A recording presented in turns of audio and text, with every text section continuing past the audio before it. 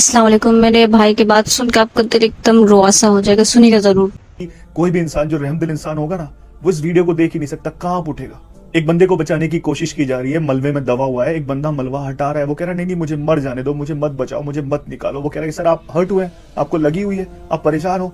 वो मलबा हटा रहा है लेकिन वो कह रहा है मुझे मत बचाओ। वो शायद सोच रहा था कि ज्यादा चोट लगी है इसलिए बोल रहा है कि मत बचाओ, लेकिन जब उसने बोला ना कि मेरी दोनों उंगली मेरी बेटियों ने पकड़ी हुई है,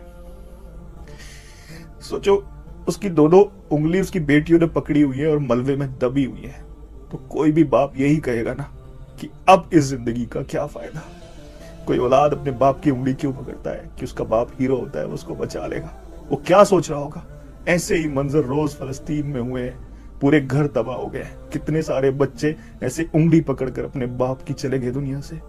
कितने सारे माँ बाप अपने उन बच्चों को छोड़कर चले गए जिन बच्चों को अपने माँ बाप का चेहरा भी याद नहीं होगा।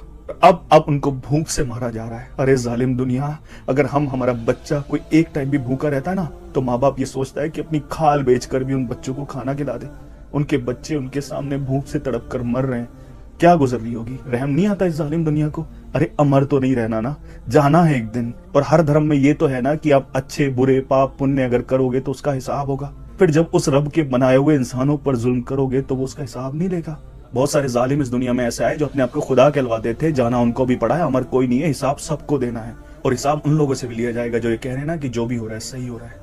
अगर कोई भी बंदा तकलीफ में है, चाहे वो किसी भी धर्म का है, हिंदू मुस्लिम किसी भी धर्म का है, और सामने वाला बंदा उसको तकलीफ में देखकर उसके दिल में दर्द नहीं होता ना, तो वो अपने धर्म का चाहे कितना भी बड़ा कैसा भी आदमी क्यों नहीं हो, लेकिन वो नेक इंसान नहीं है। एक नेक इंसान वही होता है जिसके सीने में तकलीफ होती है किसी को तकलीफ में देखकर।